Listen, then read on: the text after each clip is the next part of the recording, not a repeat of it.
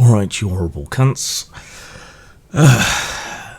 Let's make this quick and dirty. TSR has re-emerged for the second time. There are now confusingly two TSRs, one of which, I believe, has released the new version of Top Secret. They used to be the owners of the name, but forgot to renew it, and as a result it got poached by the new TSR, which is associated with Ernie Gygax, son of Gary Gygax. So now, confusingly, there are two TSRs. The new TSR is currently being torn to shreds online. Why? Honestly, it's hard to figure out why, and I have tried extensively. I have searched, but I seem to be blocked from half the conversations that are going on, or at least 50% of the conversations that are going on in a lot of cases. Other things seem to have been deleted. There seems to have been a concerted effort to mass report at least one of the participants until they were taken offline, so it's been extremely hard. So I started asking people who seemed very upset about the new TSR what it was exactly that they had done, and for my troubles, I seem to have been blocked and banned by a lot of people for having the sheer temerity not to simply just listen and believe when they toss around weighty accusations like fascism or transphobe or racist. A handful of people pointed me at things that the new TSR is alleged to have done, and it doesn't really amount to much. Maybe a hill of bean. But that's about it. Ernie did an interview to promote, ironically enough, the new TSR, and in it he seems to have said a couple of things that have upset a couple of people.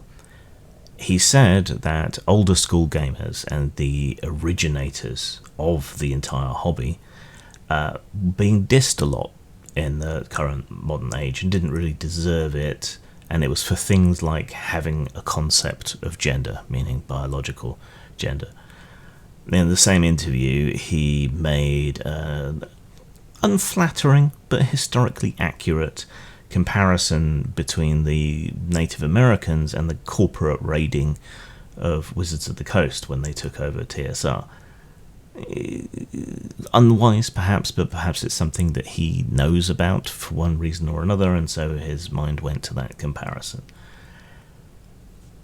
The last thing, the clincher, the death blow, seems to be that they called someone disgusting in the middle of a period when they were being mob attacked by hundreds of people online on Twitter.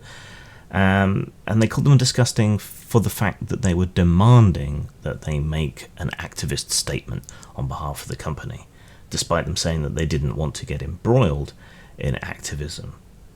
Unfortunately, the person that they called disgusting for their behaviour was trans, and so stripped of context it makes it look like they were being called disgusting for being trans rather than their behaviour and the demands that they were making. There is one other thing, I hummed and hawed whether to include it or not.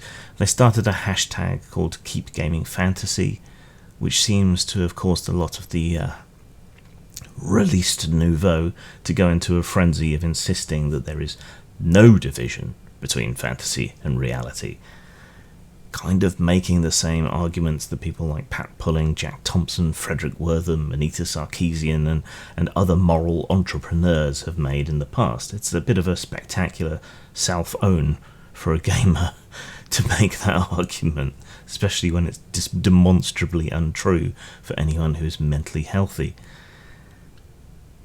That's it. A handful of extremely minor statements, which with even the tiniest fragment of generosity can't really be seen as negative. It requires an enormous amount of bias, skewed thinking and mendaciousness to think that they were anything more than just a little bit awkward. And then the cancelling. began, with people claiming to feel unsafe, wanting to boycott them, to build an online shield wall around them and bar them from attending conventions.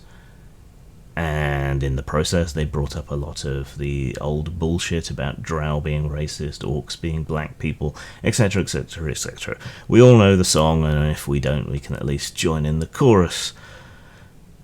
They also went after Ernie's father, and this is where I think things get pretty disgusting, and I think they can explain a lot of people's negative reaction to the people creating a fuss.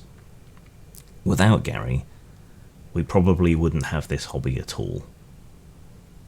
I mean, he's a bit of a Stan Lee figure in that there were other people that shared the spotlight, but, well, behind the scenes, there were other people that shared the innovation, but he hogged the spotlight. But still, they attacked him on somewhat shaky grounds over attempts at biological gender simulationism in AD&D First Edition. And his speculations about why women weren't as into the game, weren't as into the hobby. They're actually shown to be pretty prescient,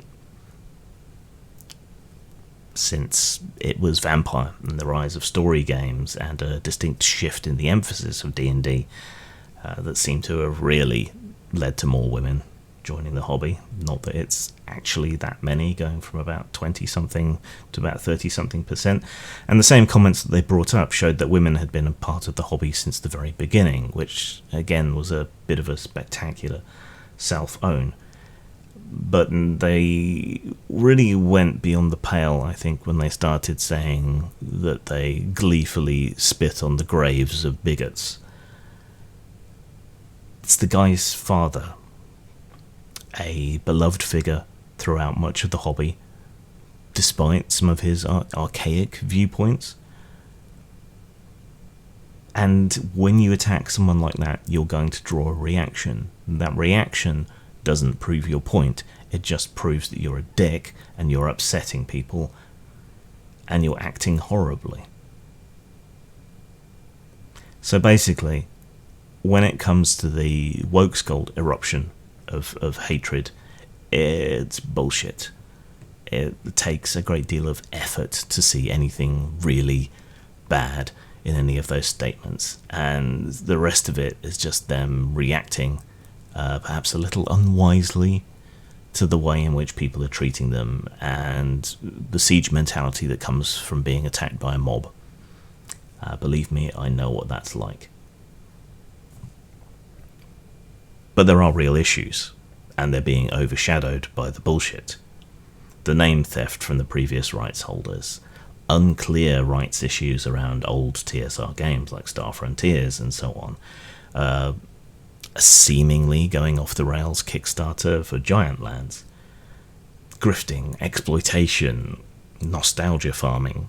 You know, there are real concerns to be had about the new TSR, but they're being overshadowed by the nonsense, and a lot of people are going to defend them due to the viciousness, nastiness, and horridness of the attacks being made against them on basically no basis. So this is going to end up getting them support that they don't necessarily deserve, given my reservations about their business practices. But at the same time, the Wokesgold attacks are absolutely fucking disgusting and based on absolutely nothing.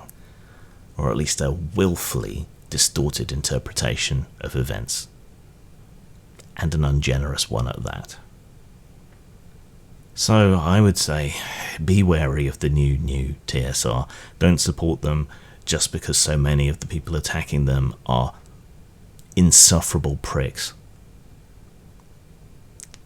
There are real concerns to be had, and it's not worth it buying shit or supporting seemingly shitty people just as for part of the culture war. Sang.